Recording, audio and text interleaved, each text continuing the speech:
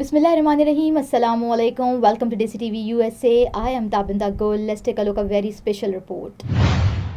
Viewers, American Community Media invites you to an important national media briefing exploring the critical role of public parks in urban life, ranking top 100 cities on urban parks where we go to heal. The event was held on Friday, May 23rd, with simultaneous interpretations available in Spanish, Korean, and Mandarin. Registrations is required.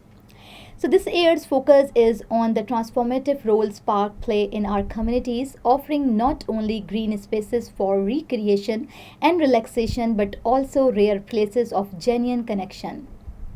In an increasingly polarized society, new polling reveals that more than half of Americans have interacted with someone from a different background in a park, interactions that are becoming less common in other public spaces. Now, cities with robust park systems also tend to have more civic participation, higher rates of volunteering, and stronger communities leadership. But while the COVID 19 pandemic sparked renewed investment in green space, funding remains uncertain. This event will spotlight cities that are leading the way and examine where work is still needed.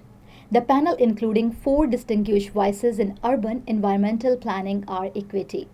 First one is Will Klein, Director of Park Research at the Trust for Public Land, will present the finding of the new ParkScore Index, which ranks the 100 largest US cities on park access, investment, equity, and amenities. He is expected to say park are mirror of public will. Our data shows that equitable park access often predicts a city broader commitment to fairness and inclusion. When cities prioritize park, especially is underserved communities, they lay the groundwork for healthier, more resilient neighborhood. Will Klein will also share new technologies driven tools being used to measure access, social use, and the future of green equity. Next one is Guillermo Rodriguez, California State Director and Vice President for the Pacific Region at Trust for Public Land, will speak on policy innovation and land acquisition strategies. Drawing from his experience in San Francisco and statewide leadership, he will emphasize the need for international policies framework. He is expected to note urban parks don't happen by accident, they require vision, long term investment, and above all, partnership between government, communities, and philanthropy. We have seen what possible when cities put people first in their public space planning. Now, third one is Justice Cutler. Commissioner of Park and Recreations for the City of Atlanta, brings 2 decades of frontline park leadership. He will focus on how urban parks are being integrated into public health strategies and communities healing. He will likely say in Atlanta, parks are not just amenities, they were part of our city's public health infrastructure. We are seeing measurable health improvements when we link green spaces to disease prevention, mental health resources, and youth engagement. He will also share Atlanta's success with evidence based programming and cross sectors collaboration. Now, last one is Yvette Lopez Ledesma. Greening American Cities Fellow with Communities Partner with Spotlight Grassroots Innovation with deep roots in Los Angeles environmental justice movement. She is expected to address access gaps and inclusive park design. He remarks may include it's not enough to build park, we have to ensure that they are welcoming for all from body positives hiking groups to language, access and safety. Our parks must reflect the needs and identities of the communities they serve. She will also highlight her work with Tears on Trails, a unique initiative promoting inclusive outdoor culture for women in communities of color. In the last, the media briefing will offer journalists, policymakers, and community members a timely opportunities to understand how urban parks are shaping the civic and emotional landscapes of American cities. In the words of the events, where we go to heal is more than metaphor, it is a blueprint for communities' resilience. Clean National Briefing. I'm Pilar Marrero, your moderator for today and co-producer of our weekly Friday briefings with my colleague Sunita Sorachi.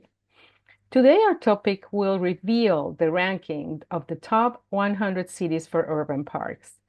Urban parks aren't just great spots for jogging, playing, or lounging in the sun, though we love them for that. Great. Good morning and good afternoon, everybody. My name is Will Klein. I lead Parks Research at Trust for Public Land, including publishing our annual ParkScore Index. And we first published the index 14 years ago in 2012 to solve this problem. Carrie participated in public design workshops and mapping exercises. She showed up, she spoke up, she participated. Today, she chairs the 14-member board of the Alliance for Cook Park, a nonprofit organization that includes residents from the community as well as city heavyweights like the Atlanta Convention and Visitors Bureau, JP Morgan Chase, and a restaurant consortium. I think Commissioner Cutler probably agreed that when she asks and speaks up for what they need, she tends to get it. Probably speak to it in just a little bit. Thank you. Thank you, Will. There are questions in the chat for you. Well, this is a question about California. Okay, so Sunita, ask your question. I think this is general also. Sure. Thanks, Pilar. Many California towns now have enacted strict ordinances around park usage. No camping, for example, no sleeping. And I remember back in the day, parks used to be a great space for Girl Scout overnighters, but that's no longer the case for many communities. So how do we keep parks welcoming spaces for all without demonizing vulnerable people? It's a great question. That's not not a short answer.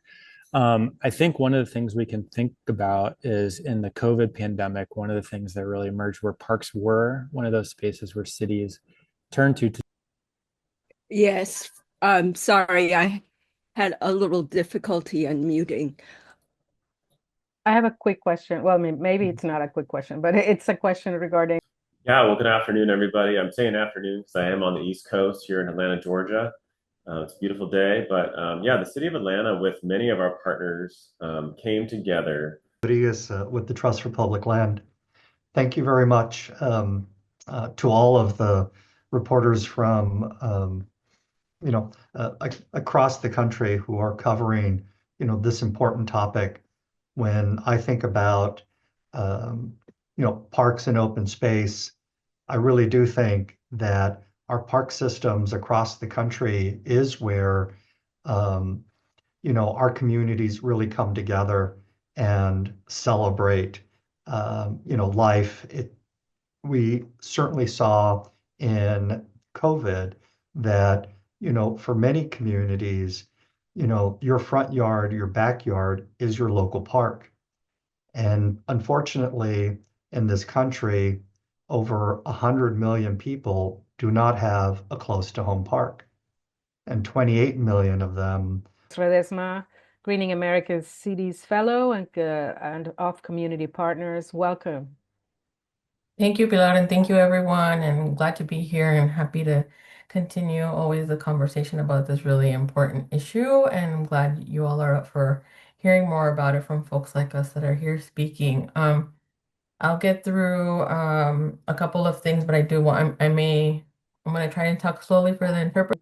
Stories and call the superintendent of schools in LA and talk about everything that we've talked about today. Thank you so much and have a happy week. So viewers, thank you for watching and thank you for supporting. This is me, Tabinda, signing off. Stay tuned for more news, DESI TV USA, DTVN and our OTT platform, DTV Flix, where you can access to over 3,000 channels. So stay tuned and stay with us. Neurological care is a pressing healthcare challenge in Pakistan. That's why Helping Hand USA is building Kind R, a world-class hospital with 130 plus clinics that is set to establish new standards for neurological care in Pakistan. As the first phase nears completion, anticipation is growing for the launch in the second half of 2025. Give zakat and sadaqah through Helping Hand USA today and join this historic endeavor to redefine future healthcare in Pakistan.